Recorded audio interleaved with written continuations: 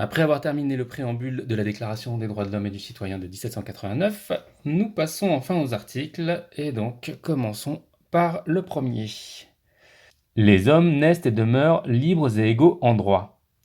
Les distinctions sociales ne peuvent être fondées que sur l'utilité commune. Alors, comme on a l'habitude maintenant, les phrases sont souvent à double sens et un peu compliquées à comprendre parce que tout est fait pour ne pas être clair. Du coup, naissent et demeurent. Bon, pour le coup, là, il n'y a pas trop de nuances. Les hommes naissent et demeurent, ça veut dire que quoi qu'il arrive, quoi qu'il se passe, ils seront toujours libres et égaux en droit.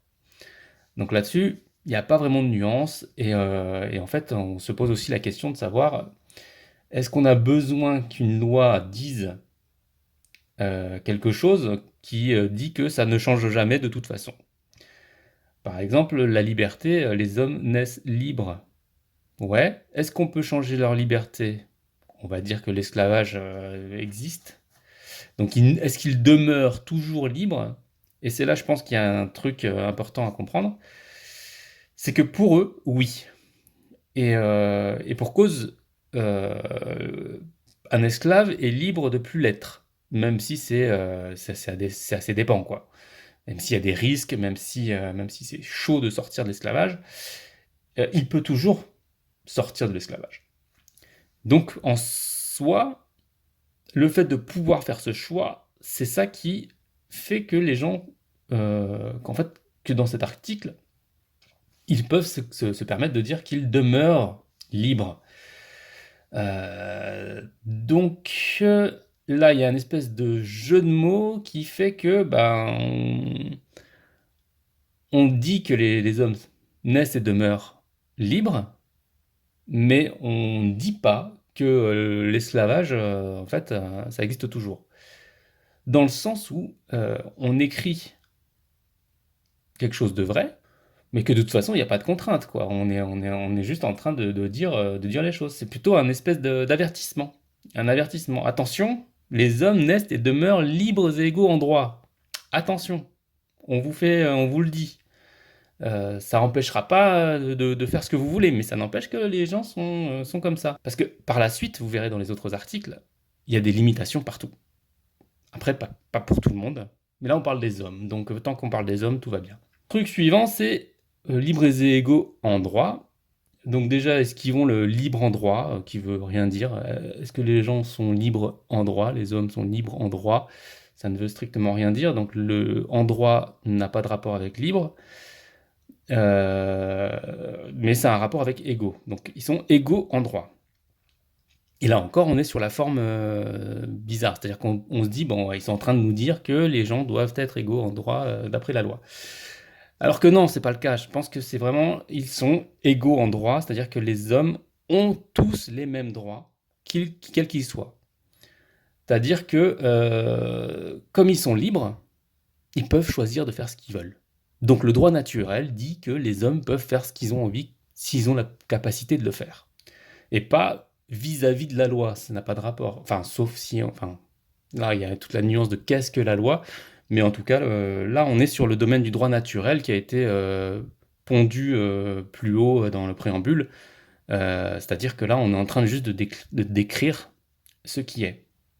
Et on ne donne pas de droit supplémentaire sous prétexte qu'on a cet article. Voilà, ça ne donne pas des droits, ça décrit les droits. C'est pour ça d'ailleurs c'est une déclaration. Voilà, on exprime des choses de façon pas très claire, mais en tout cas, on exprime des droits. Donc passons à la suite. Du coup, les distinctions sociales ne peuvent être fondées que sur l'utilité publique. Alors, distinction sociale. J'ai eu du mal à comprendre un peu ce que ça voulait dire cette phrase. Parce que distinction sociale, moi, distinction, ça veut dire est-ce qu'on a le droit de distinguer les gens entre eux, faire des groupes voilà, est-ce que voilà, on peut distinguer tel ou tel groupe, telle ou telle personne? Et là, on parle donc de distinction sociale. Donc, qui est le social? Encore une fois, je comprenais pas très bien ce que ça pouvait vouloir dire. Et clairement, faire des groupes sociaux, bon, ouais, c'est un truc de sociologue, mais ça, c'est récent, donc c'est pas trop ça le sujet. Mais Bon, à l'époque, ça devait vouloir dire quelque chose d'autre. C'est-à-dire qu'aujourd'hui, on arrive à comprendre ce truc-là, de se dire, ouais, en fait, c'est des groupes, on peut diviser les gens par rapport à ce qu'ils sont utiles ou pas utiles à la société, en fonction de leur utilité, c'est-à-dire s'ils sont avocats, médecins, ou s'ils sont éboueurs, cheminots, enfin voilà, des trucs comme ça. Ce qui est en fait très bizarre de vous dire on peut diviser les gens par leur utilité sociale parce que les pauvres sont pas utiles, les riches sont très utiles ou l'inverse. Enfin, on peut faire des trucs assez bizarres en fait avec cette phrase. Mais donc ils n'ont pas pu accepter ça à l'époque, ou en tout cas c'était pas ça qu'ils voulaient dire à cette époque-là.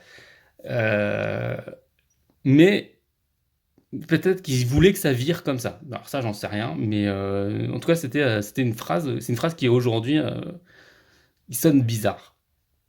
Mais en fait, les distinctions sociales, il faut comprendre qu'est-ce que c'est que distinguer quelqu'un. Se distinguer des autres, c'est être plus méritant qu'eux, c'est être médaillé. Une distinction, une médaille, c'est une distinction. Il y a cette notion, du coup, en fait, il y en a qui sont meilleurs que les autres, ou il y en a qui sont dangereux, etc. Je pense que c'est comme ça qu'on distingue de façon sociale, et pas autrement. Ce qui fait que derrière, on a le concept d'utilité commune, qui vient s'ajouter. C'est-à-dire, c'est quoi être utile? On peut être utile ou pas utile au commun, mais qui c'est le commun? Encore une fois, on est un truc, on ne sait pas trop de quoi on parle. Et est-ce qu'on peut être plus ou moins utile, comme je disais tout à l'heure, avec des catégories différentes? Est-ce que c'est ça le sujet? Ou est-ce que c'est lié à un commun restreint? Il y a des communs, plein de communs différents, et donc les groupes sont utiles à différents groupes, et donc c'est comme ça qu'on peut distinguer les différents groupes sociaux de communs. Bref, l'utilité commune, ça, on n'y comprend rien. Si on part sur la notion de groupe, ça veut dire tout et n'importe quoi. Par contre, si on part sur la notion de médaille, entre guillemets, et de mérite, on comprend que on peut mériter quelque chose de son utilité au commun, au groupe entier. Ça, c'est possible. Donc, on peut faire des distinctions sociales par l'utilité au groupe. Et là, ça prend sens. Ça prend sens. Mais est-ce que là, encore une fois, c'est une découverte? Je pense pas. Je pense que non, les gens, de manière générale, vont distinguer les gens qui méritent pour le groupe et ceux qui ne méritent pas pour le groupe. Et donc, encore une fois, on n'est pas sur une loi qui va déclarer des trucs importants. On est sur quelque chose qui définit ce qui est, mais par contre, qui permet de créer une espèce de, de, de, de, de, de, de- de mauvaise interprétation sur le fait qu'en fait on peut distinguer des groupes avec des utilités différentes par rapport au commun. Enfin, il y a vraiment un truc tordu là. Alors que médailler des gens qui ont été utiles à tous, voilà, c'était plus simple à dire, c'était plus facile, etc. Mais c'est pas ce qu'ils voulaient dire, quoi. Ils voulaient pas, enfin, ils auraient pu le dire simplement, ils l'ont pas fait, et on va rester là-dessus, quoi. Une fois de plus, on est sur une phrase à double sens, mais cette fois-ci, on a cette notion vraiment de est-ce que c'est une loi qui se fait prendre pour quelque chose qui crée des droits. En fait, elle ne fait que raconter, déclarer ce qui est normal, en fait. Les gens sont comme ça. Donc, ce qui me fait penser que, du coup, les médailles en elles-mêmes, bon, on voit bien que les médailles, elles sont utilisées n'importe comment. Et c'est clairement là que se fait la distinction, c'est-à-dire que cette phrase est juste parce qu'elle dit les distinctions sociales, elle ne dit pas les médailles, elle dit les distinctions sociales, c'est-à-dire que nous, on voit bien que les médailles ne sont pas distribuées aux personnes qu'il faudrait distinguer. Et donc c'est cette différence, c'est-à-dire que le groupe, lui, voit les distinctions par rapport à l'utilité commune, là où les médailles sont données par des gens qui n'ont pas de notion en tout cas, qui n'ont pas l'envie d'être dans le social, dans le groupe, et qui se distribuent les récompenses entre eux, donc via un autre groupe, et qui n'est pas le nôtre en soi, c'est le leur. Et c'est là que on voit qu'il y a euh, on voit qu'il y a un problème, quoi. Voilà. La suite au prochain épisode.